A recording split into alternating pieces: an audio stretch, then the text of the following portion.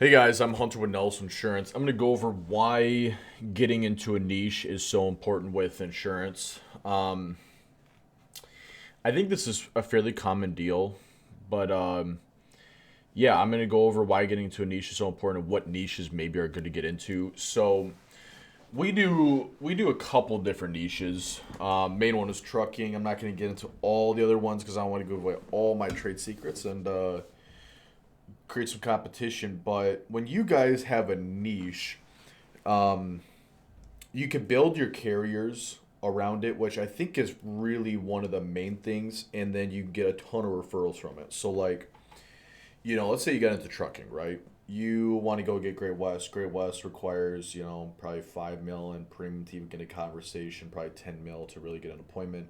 10 million in trucking business.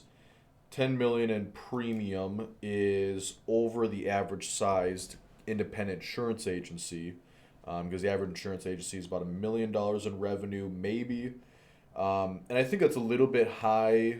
Maybe that's not what the median is because you've got the Marshes, Gallagher's, Locktons. I mean, the list goes on, who have billions and billions of dollars in premium.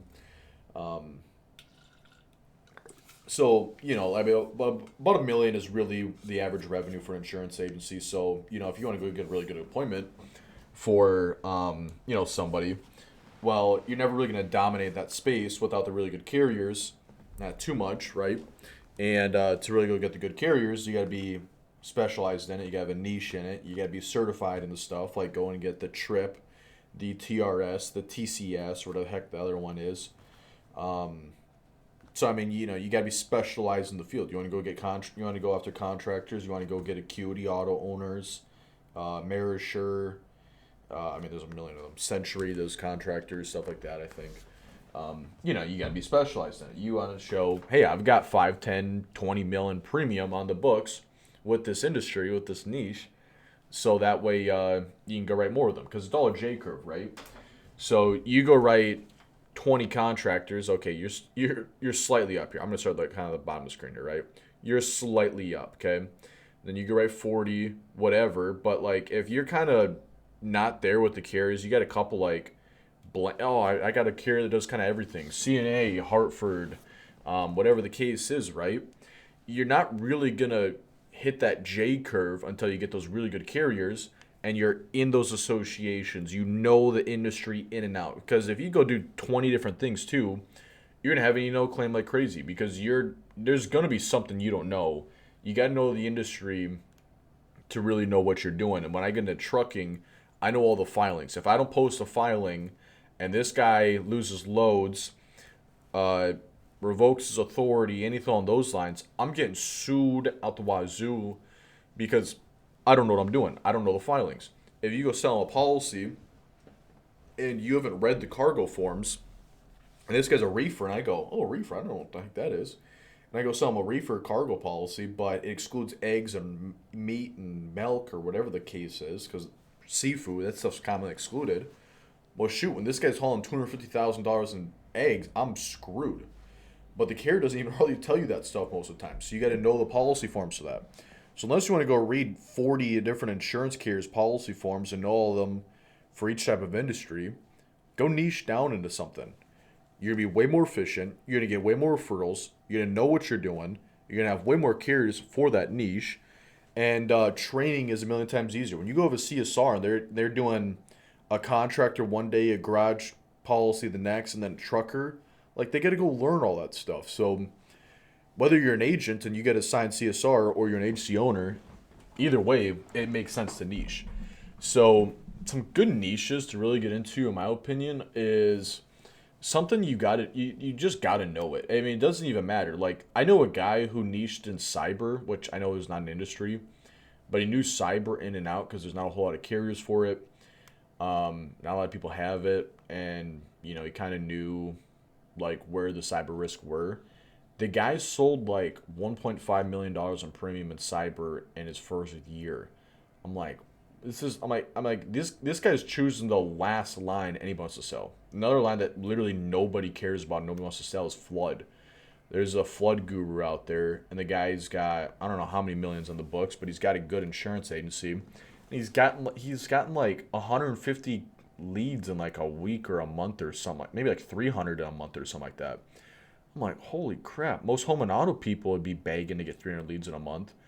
And this guy's selling flood. So like when he sold flood, he really got into the deal, made YouTube videos, had his website built for it, and he ranked higher than FEMA on the website ranking. So you could literally choose like anything. I know again those are lines of coverage, not industries, but anything down to a certain contractor, whether it's HVAC, it's electricians, it's something like that. There's niches, any type of contractor. There is remediation contractors. Those are really hard to insure. So once you figure out what programs, what carriers take those guys, like Berkeley Environmental owns that space. Berkeley Environmental is not giving you direct deployment remotely anytime soon until you've got a lot of that business on the books. I don't even know if they do direct deployments. Their website says they do, but I know most of the people who are accessing them are through a broker or a wholesaler, MGA, whatever the heck you want to call it. So maybe you got to find a good underwriter over there. You can do anything in the transportation industry, tow trucks, household good movers. You want to get into household good moving. TransGuard is like the best one out there. You got to have business on the books for it. Vanliner, got to have business on the books for them. So when you go niche down, let's just use household good movers for an example, right? 99% of people are going to have Progressive and Geico. They don't do the cargo on it, so they're going to go to brokerage, go get it, right? Now, for one, you got to go find a good brokerage. You got to have a good relationship with them, all sort of stuff. Okay, that's how you get started off. Progressive, Geico, Berkshire. Go access cargo through a brokerage like Rock Lake or Amwins or some BS, right?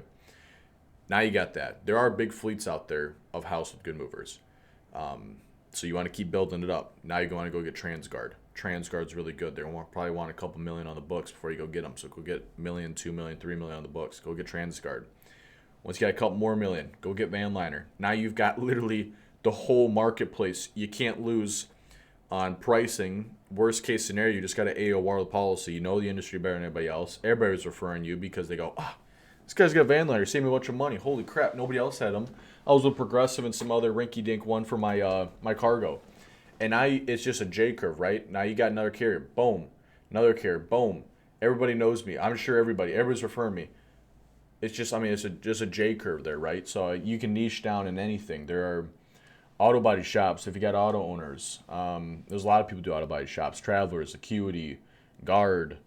Go get those guys. Go be the best at auto body shops. Go be the best at aviation, whatever the case is, right? But when you guys niche down a product, you find your couple core carriers. You don't want to do something too broad, like I'm going to do all contractors. Every single carrier does contractors. You got to go get 50 different insurance companies to go do all the contractors. So that way, whatever, you don't lose if you want to really get all the options for it. And then it's really spread out all that stuff. So you really want to niche down as much as possible. When you go do like household good moving that I'm talking about, there's 5, 6, maybe 7 in different insurance companies. You go do that, build up a good book, even if you get to average size, $1 million in revenue. Let's call it $9 million in premium. You're going to have $1 million with every single carrier. Or you're going to have $5 million with your top guy and then whatever, $500,000. And when you start taking off in that niche, really start building that insurance carrier, now go negotiate commission. Now you're getting crazy profit share. Now you're getting trips and all sorts of stuff. These guys love you. You're getting preferred underwriting. Underwriters are getting back to you ASAP. And go negotiate commission. Now you become way more profitable. Training's way easier. Advertising is easier. You're not advertising for 10 things. Hey, guys, go call Nelson Insurance. Hey, go call Nelson Insurance when they see this at the, Household Good Moving Association, whatever the heck it is, right? Movers Association. Boom, now they see this. Holy crap, I haven't heard of these guys. And so your marketing dollars are spent better. Everything about it is better, right? You run a more profitable insurance agency, you get more referrals, advertise is easier, you get paid more, life is good. You want to find something that's not real heavily looked at there, and it's not got a whole lot of niche, whole lot of other competition in it. And really the more you can niche down, the better. So you don't want to find something too crazy. Again, we do trucking. I'm kind of figuring out there's a lot of competition in it. You know, in South Dakota, it's literally just us and another insurance agency that really specializes in trucking. You go to Iowa, there's 15, and Iowa's not the biggest state. You go to Texas, and there's a million, right? You go to California, there's a million. Everybody does freaking trucking all over. And you got big dogs like Reliance Partners and Cunningham Butler, who's got billions in premium, and you know, all that stuff. It's like, holy crap, every truck's 15K in commission. That's a bunch of life and health policies, and you know, life and health, or I'm sorry, not life and health, home and auto policies.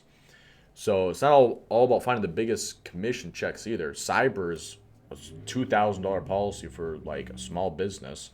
But once you really get into it, they go refer you to a law firm, or you go find some industry partners who go refer you. Now you're looking at a $50,000 policy. When you got so many of them coming in, and you got the process down, you know, things get pretty easy. So I know we got really into that. I was kind of dragged out, but this is kind of my niching down. That's my recommendation. Don't want to be a generalist. I already explained all the reasons why. So if you guys have any questions, feel free to reach out to me. Again, I'm Hunter with Nelson Insurance. We're out of Sioux Falls, South Dakota. Please like, subscribe, so I can keep making videos like this to, educate the insurance world. But appreciate you guys watching.